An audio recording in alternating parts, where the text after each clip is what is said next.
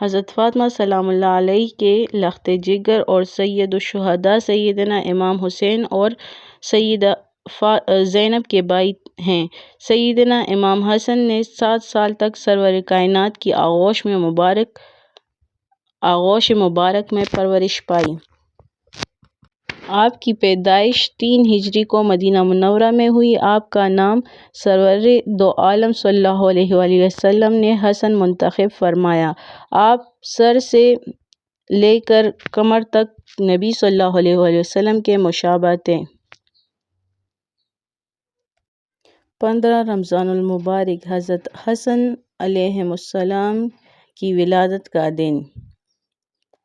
حضرت عبداللہ ابن عباس سے مروی ہے کہ ایک بار حضرت امام حسن علیہ السلام حاضر خدمت اقدس ہو کر نبی صلی اللہ علیہ وآلہ وسلم پر نور کے شانہ مبارک پر سوار ہو گئے۔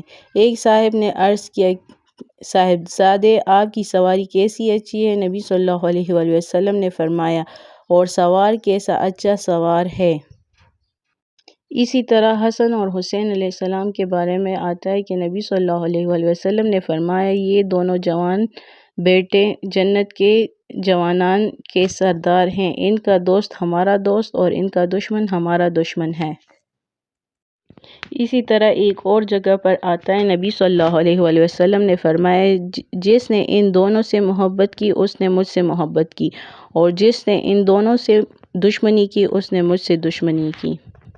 اسی طرح بخاری شریف کی حدیث مبارکہ ہے کہ حضرت ابوبکر سے روایت ہے کہ میں نے دیکھا نبی صلی اللہ علیہ وآلہ وسلم ایک دن ممبر پر جلوہ افروز تھے اور حسن علیہ السلام آپ کے پہلو میں تھے۔ کبھی آپ لوگوں کی طرف متوجہ ہوتے اور کبھی ان کی طرف۔ پھر آپ نے ارشاد فرمایا، میرا یہ بیٹا حقیقی سردار ہے اور اس کے ذریعے اللہ تعالیٰ مسلمانوں کے 2 بڑے گروہوں میں صلح کرائے گا۔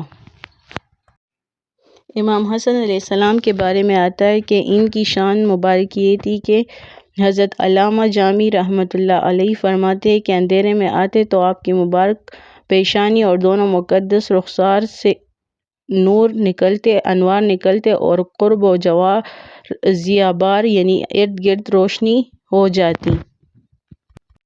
امام حسن علیہ السلام کے بہت زیادہ اقوال ہیں۔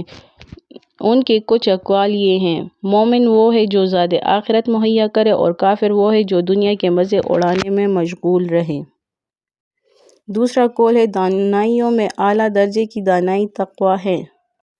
تیسرا قول ہے، تمہاری عمر برابر گھٹتی جا رہی ہے، بس جو کچھ تمہارے ہاتھ میں ہے اس سے کسی کی مدد کر جاؤ۔